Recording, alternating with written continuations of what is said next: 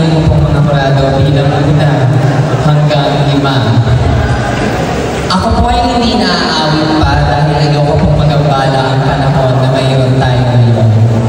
Ako rin po ay hindi sasayaw dahil aminado po akong pareho kaliwa ang aking mga paa. But cause, nais ko pong ipakita sa inyo ang natatanging talento na nagmula pa po sa amin sa lalawigan dito sa Bulacan na tila po ata natin nakakalimutan. Ito po ang tinatawag natin noon na tulaan at tinatapos sa tinatawag na palabkasan, or in English, this is what we know right now as spoken word poetry. Ito po ang sa pagsasama-sama at pagsasalin-salin ng mga salitang may ritmiko upang makapagpadala ng mensahe sa tao. Kaya hayaan niyo po akong hingin ang inyong mga tainga, ibaba ang inyong mga cellphone upang makuha ko ang inyong buong atensyon.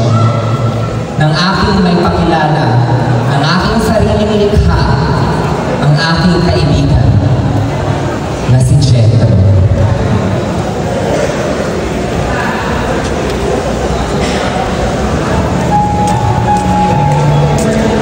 Bakla! Bakla! Paano ka ginawa? Bakla! Bakla! Sa'yo sino lumikha? Marahil ngayon ang utak mo ay gulong-gulo sa mga bagay na naglalaro sa iyong ulo. Kailan matutuldukan? Kailan mapagbibigyan? Mga katanungan nila na parang walang matapusan. Minulot ang mga mata, bakla, at parang ang tingin nila sa iba, minsan mapapaisip ka. Sino nga ba ang tanga? Ako ba? O sila? Gusto ng ama mo, Jethro, ikaw ay magsundalo upang masabi na malaki na gusto, ngunit tinubulok ng utak mo. Gusto mo maging modelo. Jethro, magsahin ka na yan ang utos sa inang iyong anak, ngunit pawang nabibili ka dahil sa Miss Universe ay tutok na tutok ka. Kinuha ang kumot, binalumbol sa ulo. Aba, bakla ka sa sobrang mong kabado, pakiramdam mo, isa ka sa mananalo. Kinuha ang high heels ng ina, bakla, ikaw ay naglakad. Kinuha ang rutina at sinaplot sa katawan mo mubag. Pilipinas ay sigaw ang nalok-lok sa pagkapanalo, bakla ka sa sobrang lakas ng tingin mo. Nagising mo ang lasing na lasing na mo. Ihanda na ang katawang tinatawag na bato-bato, Jethro, yan ang kata mo, may dalang panalo. Kahit anong pagdalo mo sa bakal na pinto, sa galit ng ama mo, kaya mo ang pinto. Tinadya ka ng pinto, bakla, ikaw ay nakulog sa tumot na parang isang daga, hindi alam kung saan lumusot. Umpisa na latay na mga pasabit, itay, tama na naman. Sobra na ang sakit. Yan ang yung bagay na narinig mo iyong sinulit. Wala ka magawa, bakla, kundi ang umawa, umaasa na ang bukas ay sanay madatag pa. Ngunit bakla, nagulat ka ng ang bagyo ay biglang tumila na nakita mo ang iyong ina, lumuluha at sumisigaw, sinasabi, ito, tama na naman, naawa ka sa bata. Gawin tumayo. Naglakad ng iika-ika.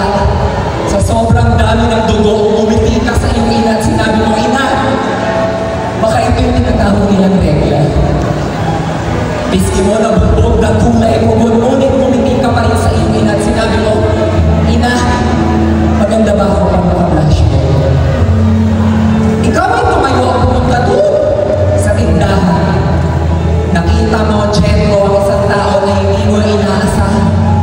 Si Diego na nagpatimog ng iyong puso, ngunit natulog din ito nang sinabi niya, pre, pasensya na, hindi tayo alone. Ikaw ay nag-aral ng gusto na karating sa kolehiyo, aba, Jethro, may galing na sunod mo ang gusto ng ama mo.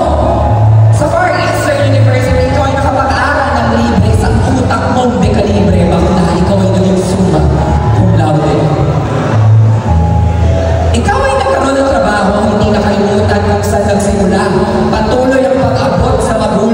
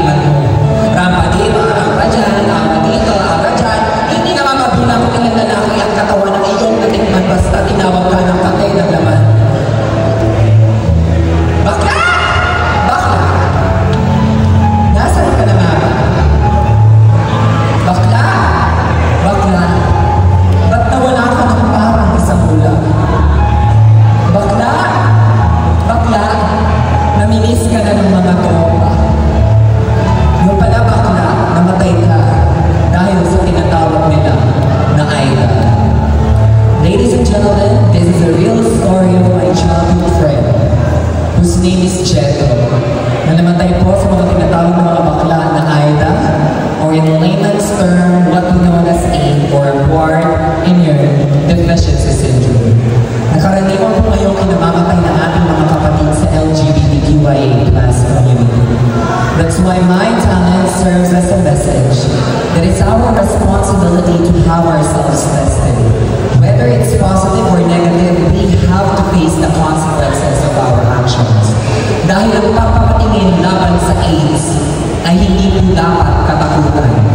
Because ang AIDS ay nangangahulugan na ang implikasyon ay dapat solusyonan. Yun lamang po, magandang umaga. Palagpas.